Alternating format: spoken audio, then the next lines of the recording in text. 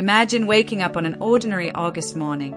The sun rises over the Bay of Naples, casting a warm golden light across vineyards, olive groves, and one of the wealthiest cities in the Roman Empire. Merchants prepare for another busy day. Bakers light their ovens before dawn. Children race through the streets. Sailors unload cargo from distant lands. To everyone living here, today feels no different from yesterday. No one knows that by tomorrow, this entire city will have vanished. No one knows that history is about to stop. This is the story of the last 24 hours of Pompeii. Chapter 1: A City Full of Life. The year is 79 AD. Pompeii is thriving, home to somewhere between 10 and 20,000 people. The city sits at the crossroads of commerce, agriculture, and Roman culture. Wealth flows through its streets. Ships arrive daily carrying wine, spices, marble, glass, silk, and goods from every corner of the empire. For many, Pompeii is more than a city. It is a promise, a place where fortunes are made, where art flourishes, where life is meant to be enjoyed. As dawn breaks, sunlight spills across red-tiled rooftops and polished stone roads still cool from the night before. Shopkeepers unlock wooden doors. Street vendors arrange baskets overflowing with figs, olives, bread, and fresh fish. The aroma of baking bread drifts through narrow streets lined with colorful frescoes and elegant homes. To a traveler arriving this morning, Pompeii would seem almost perfect. Bustling, prosperous, alive. Inside one bakery, workers knead dough by hand while massive stone mills, powered by donkeys, grind wheat into flour. The ovens glow bright orange. Fresh loaves emerge one after another, each stamped with the baker's mark before being sold in the marketplace. Bread is more than food. It is part of the rhythm of the city. Outside, customers gather before the day's heat settles in. No one notices the mountain watching over them. Mount Vesuvius rises quietly to the north. Its green slopes are covered with vineyards and forests. Children play in its shadow. Farmers cultivate its fertile volcanic soil. To the people of Pompeii, the mountain is not feared. It is simply part of the landscape. Many have no memory that it was ever an active volcano. Generations have lived here in peace. Its silence has become ordinary. Across town, the public baths begin to fill. Romans from every social class gather to relax, socialize, and discuss politics, business, and gossip. Steam rises from heated pools. Marble walls reflect flickering light. Conversations echo beneath vaulted ceilings. Deals are negotiated. Friendships are strengthened. Life feels predictable, comfortable, safe. The Forum, Pompeii's political and commercial heart, soon fills with activity. Merchants shout prices. Money changes hands. Lawyers argue cases. Priests prepare offerings. Travelers exchange stories from distant provinces. A musician plays while children weave between crowded market stalls. Some citizens complain about taxes. Others debate the latest news from Rome. The city moves with effortless confidence. No one suspects these familiar streets will soon disappear beneath meters of volcanic ash. Inside elegant villas, wealthy families enjoy leisurely breakfasts surrounded by colorful wall paintings depicting gods, heroes, gardens, and imagined landscapes. Servants sweep courtyards. Fountains trickle softly. Dogs sleep beneath shaded columns. Parents discuss business while tutors begin lessons with young children. Life continues exactly as it has for years. Normal, predictable, human. Yet beneath every footstep, the earth is changing. Nearly 6 miles below the surface, pressure has been building for centuries. Molten rock pushes upward through fractures in the earth's crust. Gases become trapped. The underground chamber swells. Every passing hour increases the strain. The mountain above remains silent, but silence can be deceptive.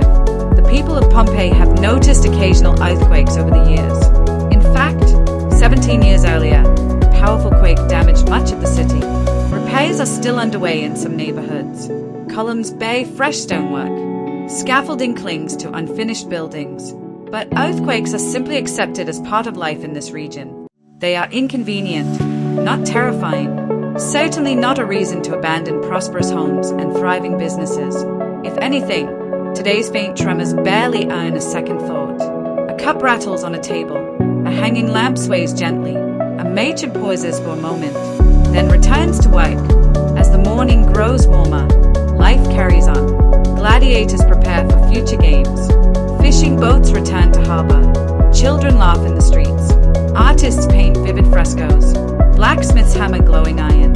Farmers harvest grapes destined to become some of the finest wine in the empire. Everywhere you look, there is life, movement, hope, plans for tomorrow. No one knows tomorrow will never come. Above them, Mount Vesuvius stands motionless against a cloudless sky. Its slopes glow beneath the Mediterranean sun. Beautiful, peaceful, silent. For now, end of part 1. The city has introduced itself. Its people have gone about their ordinary lives. But deep beneath their feet, the forces that will erase Pompeii forever are already in motion. In the next chapter, the first unmistakable warnings begin to appear, and almost everyone ignores them.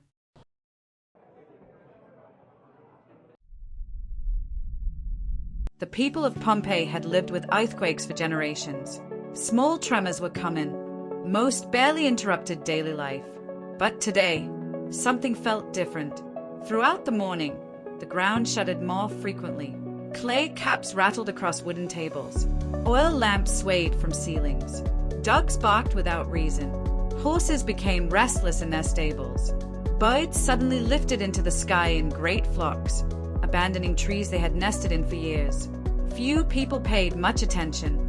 To the Romans, earthquakes were simply part of living near the Bay of Naples. There was no reason to fear them, or so they believed. Across the city, merchants continued selling fruit, wine, and olive oil.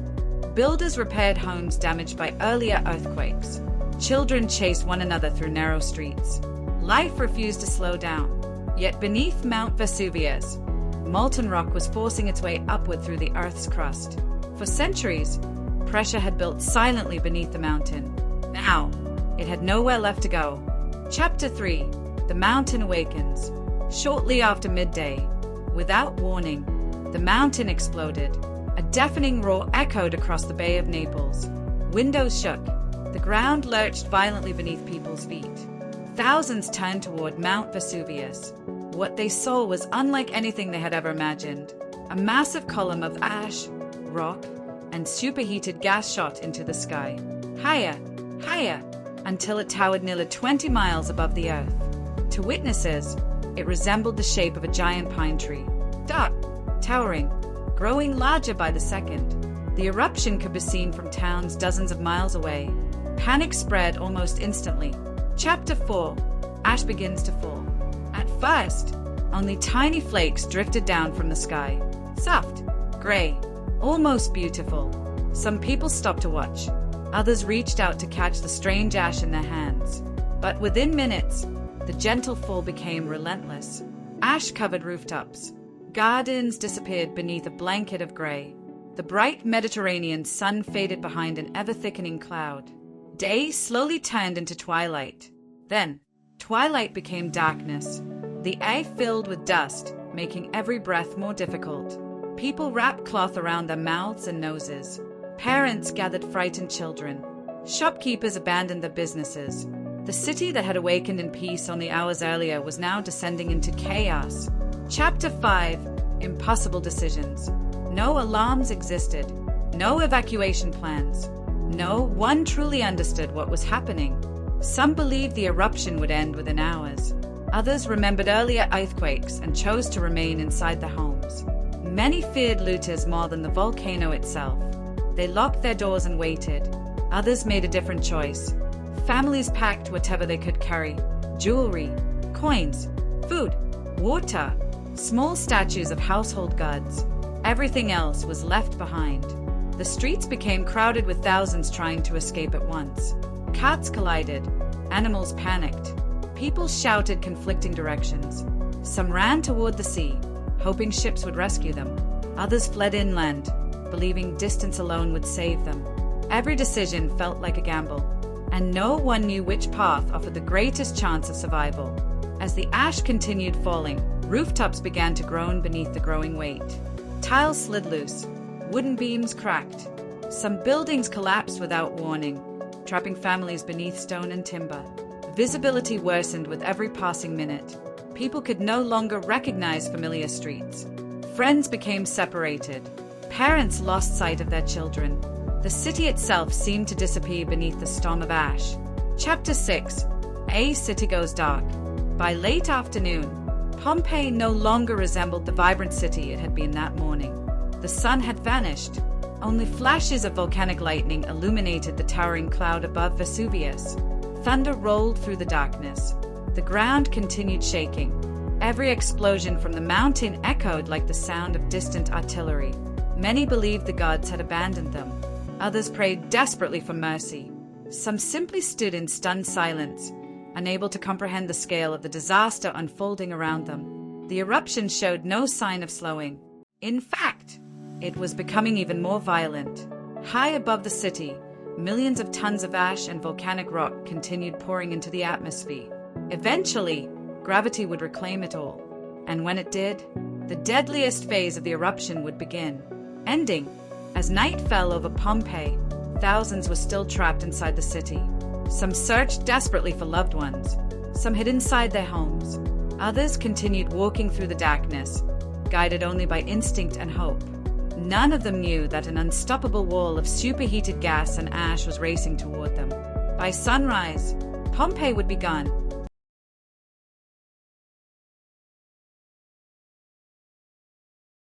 As evening turned to night, darkness consumed Pompeii. This was not the darkness of sunset. It was the darkness of a sky hidden behind millions of tons of volcanic ash. People could no longer see the streets they had walked their entire lives. Many carried oil lamps. Others lit torches. But the thick ash swallowed their light. Each violent explosion from Mount Vesuvius echoed across the city like thunder. Lightning flashed within the towering ash cloud above. For brief moments, the city appeared through the darkness, only to disappear again. Children cried. Parents searched desperately for missing family members. Friends called each other's names through the choking air. Some found one another. Many never would. Chapter 8. The Last Choice. Across Pompeii, every person faced the same impossible question. Stay or run? Some families barricaded themselves inside their homes, believing thick stone walls would protect them. Others gathered whatever valuables they could still carry and continued toward the city gates. Many headed for the harbor, hoping ships would carry them away. But the sea had become dangerous. Powerful earthquakes churned the coastline. Falling ash reduced visibility. Captains struggled to reach shore. For countless people, there would be no escape. Hour after hour, ash continued falling. Some rooftops now carried several feet of volcanic debris. Wooden beams snapped. Entire houses collapsed without warning. The streets became blocked by broken walls and shattered columns. Each path out of the city became harder to reach. Panic slowly turned into exhaustion. The people of Pompeii had spent hours fighting for survival.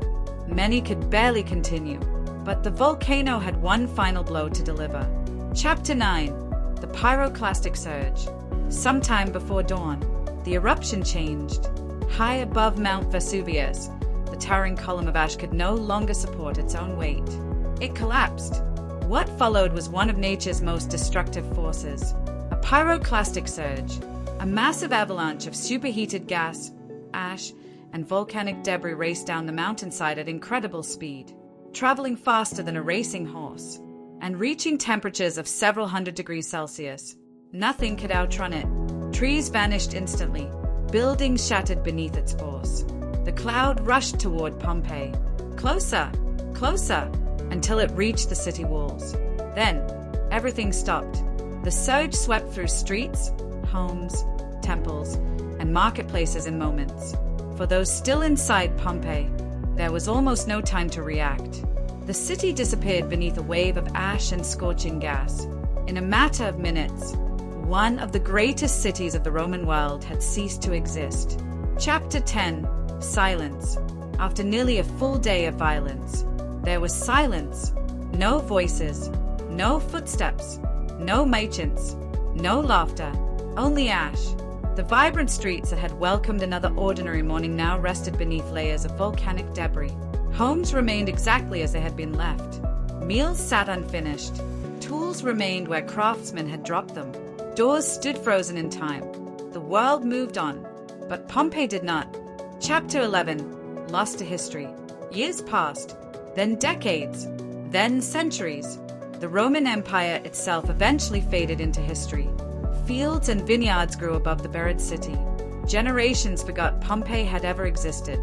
For nearly 1,700 years, it remained hidden beneath the earth, until, by chance, explorers began uncovering ancient walls beneath the soil. As excavations continued, an entire Roman city slowly emerged. Its streets, its temples, its homes, its bakeries, its artwork, even the graffiti left by ordinary citizens. Pompeii had become an extraordinary time capsule, not because it survived, but because it was buried so suddenly. Archaeologists discovered plaster casts created from the empty spaces left behind by victims whose bodies had long since disappeared. These haunting figures captured their final moments.